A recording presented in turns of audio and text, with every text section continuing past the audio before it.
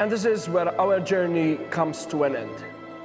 On the 31st March 1979, only 7 of us reported for duty, and HMS Sant'Angelo sent its final communication message. The last message I sent was to RAF Luca, thank you for all your help. This is the very last signal from St. Angelo. Goodbye and good luck. The 31st March 1979 was a day of mixed emotions. A day where all the foreign forces left our islands, Freedom Day, but also the day where Fort Sant'Angelo closed forever. The special place which meant so much for all of us.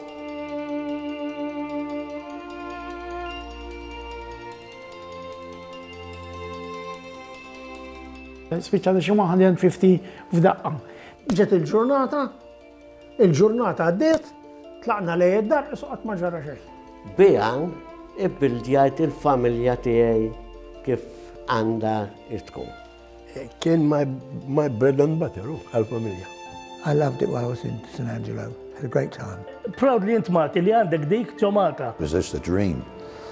Hekk narġa' nibda mill-ġdid, hemmhekk imur nidħol. Up to the last day, the very last moments, Fort Sant'Angelo took center stage.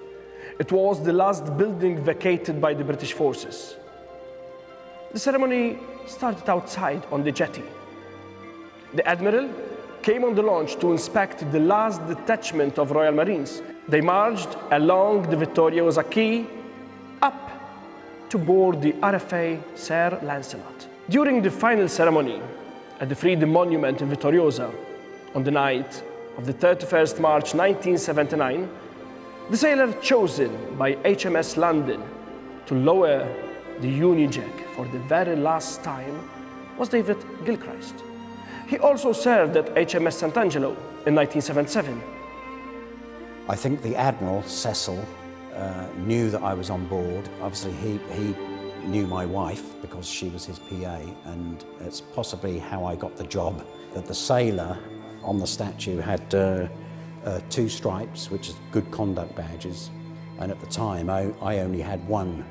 There was a big debate as to whether I was going to change my uniform in order to match the statue.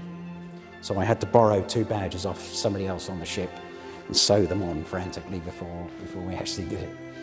We were informed that as I was to lower the flag, then there would be silence while the flag came down, solemn occasion, and then one of the dockyard workers or something like that would hoist the Maltese flag.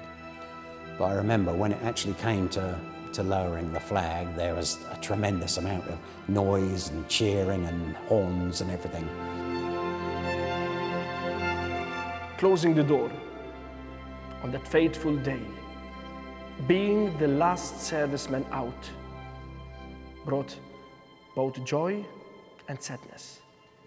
It was the end of HMS Sant'Angelo, but also a new future was starting for my country. Malta was finally free.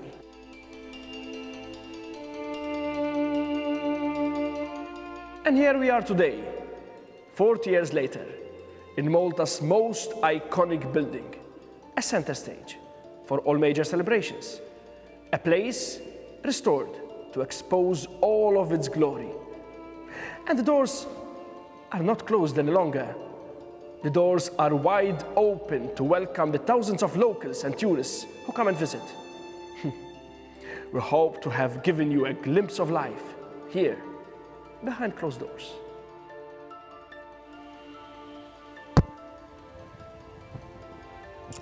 Sorry.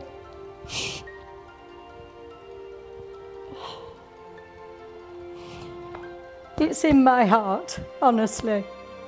I love the place. It was a privilege working there. And I just hope that my grandchildren and their children, I hope it lasts forever. It really means an awful lot to anybody that was in the British Navy and the local guys.